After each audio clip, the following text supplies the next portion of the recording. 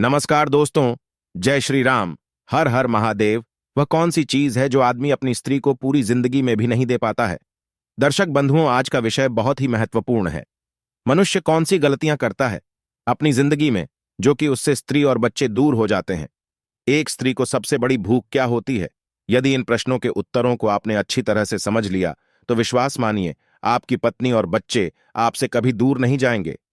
दोस्तों, आपको इन दोनों प्रश्नों के उत्तर आपको एक धार्मिक कहानी के माध्यम से समझाता हूं। सिकंदर का नाम तो आपने सुना ही होगा, जिसे दुनिया जीतकर दुनिया पर राज करने की सनक चढ़ी हुई थी। उसे अपनी पत्नियों से प्रेम करने की भी फुर्सत नहीं मिल पाती थी, और मिले भी कैसे? अभी तो उसे बहुत बड़े बड़े युद्ध जीतने थे। उसका भी सिर्फ एक ही लक्ष्य था, अपनी शक्ति के दम पर समस्त देशों को, समस्त राज्यों को जीतकर उस ऐश्वर्य के सुख का अनुभव करे।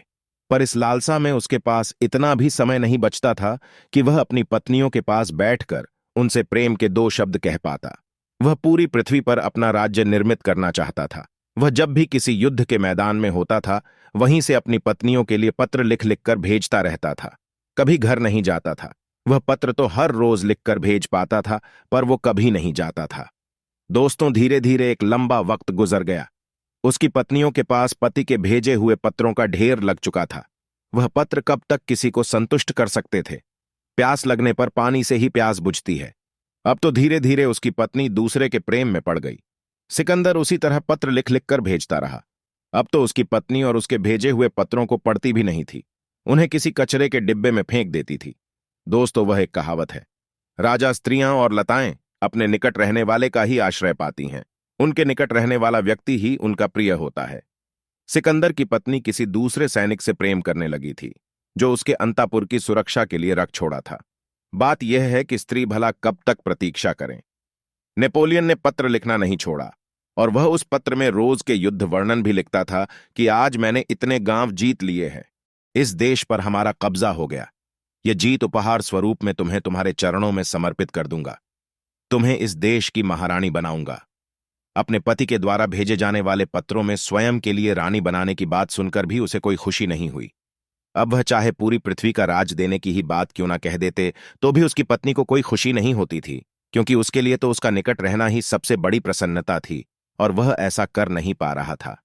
वह चाहती थी कि नेपोलियन उसके पास आए, उसके साथ बैठे, प्रेम के दो शब्द कहे। उन नगरों और शहरों को लेकर भला वह क्या करेगी? राज्य का नक्शा बड़ा होता जा रहा है और प्रेम का नक्शा छोटा होता जा रहा था। इन बड़े बड़े महानगरों से उसके प्रेम की तृप्ति नहीं होगी। कहते हैं, अभिलाषी लोग ना तो प्रेम चाहते हैं ना प्रेम देते हैं। उन्हें फुर्सत ही नहीं मिलती है।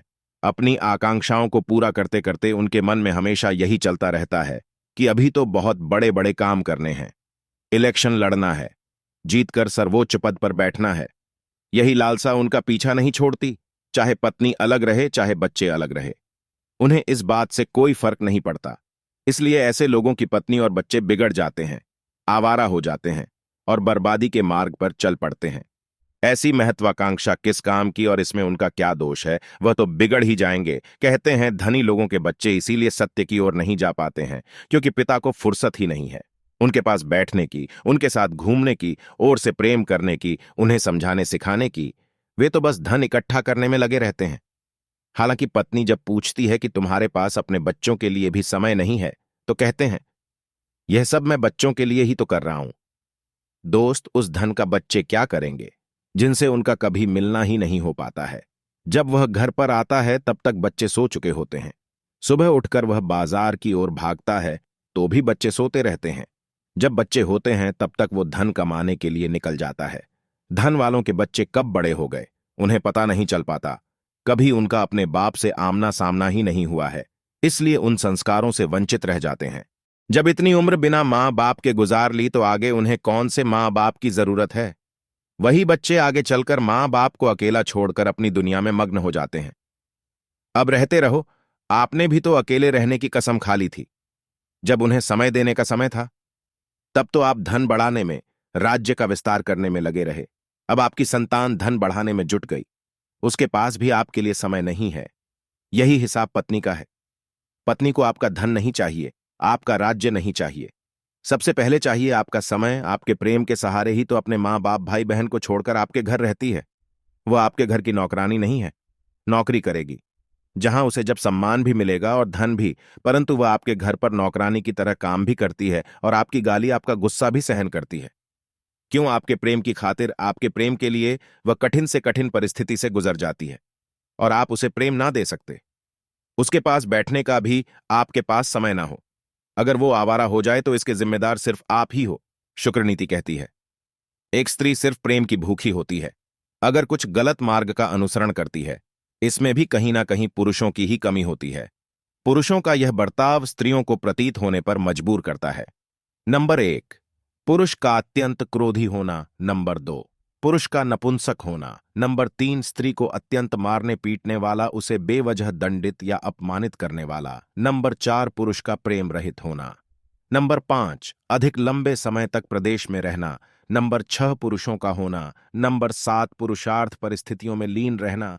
इन सब कारणों से स्त्रियां अन्य पुरुषों का श्रेय पकड़ लेती हैं। मनुष्य को चाहिए कि दुर्गुणों को ईदम पूर्वक छोड़कर सदा उनकी रक्षा करें। अब बात करते हैं कि पुरुष अपनी स्त्रियों को जीवन भर क्या नहीं दे पाता है, तो वह है एक जैसा प्रेम और सम्मान। जब शादी नहीं होती है तो उसका प्रेम कुछ और ही होता है।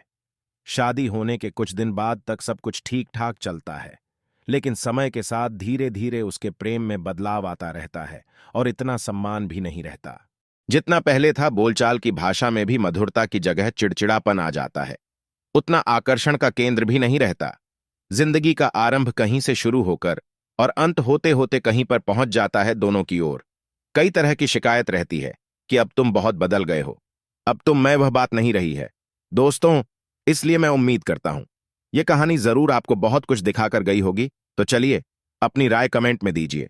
मिलते हैं आपसे अगली वीडियो में एक नई चर्चा के साथ। आप सभी का बहुत बहुत धन्यवाद। जय श्री कृष्णा।